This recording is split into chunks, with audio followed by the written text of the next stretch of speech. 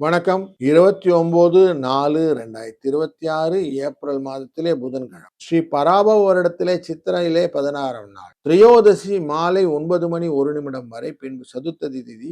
உத்திர நட்சத்திரம் காலை 12:26 வரை, பின்பு ஹஸ்த நட்சத்திரம். இந்த திரையோதசி திதி என்ற உடனே பிரதோஷம் அப்படின்னு மைண்ட்ல வந்துடணும் எல்லாருக்கும்.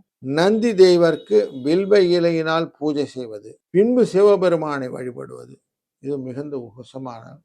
முடிந்த வரைக்கும் நீங்க நல்லெண்ணெய் அபிஷேகத்துக்கு கொடுத்து, அபிஷேக பொருட்களை எல்லாம் வாங்கி கொடுக்க, பிற தோஷம் அப்படின்னா எல்லா விதமான தோஷங்களையும் தீர்க்கக்கூடிய நாளாக இந்த நாள் அமைத்துக் கொள்ளலாம்.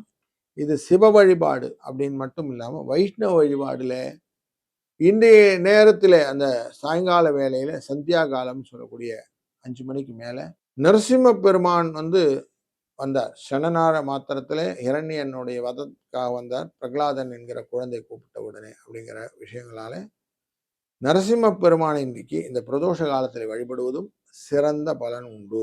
இன்னைக்கு காலையில் நல்ல நேரம் 11-12, சாயங்காலம் 6-7, ராகு காலம் 12-1:30, யமகண்டம் 7:30-9, குளிகை நேரம் 10:12. வடக்கு பக்கம் போறவங்க பாலை சாப்பிட்டு போங்க.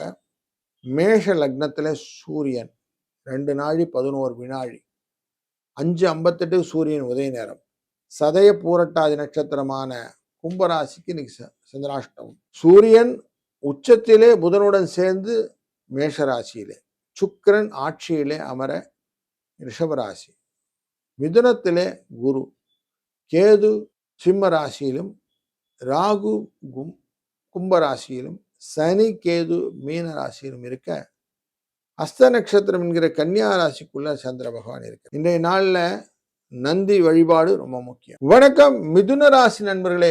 மற்றவர்களையும் தன்னோடு சேர்த்து கொண்டு மனநிலையை அழகாக அமைத்துக் கொண்டீர்களானால் வாழ்க்கை என்றும் திருப்தியாக இருக்கும். இதுதான் ரூல்.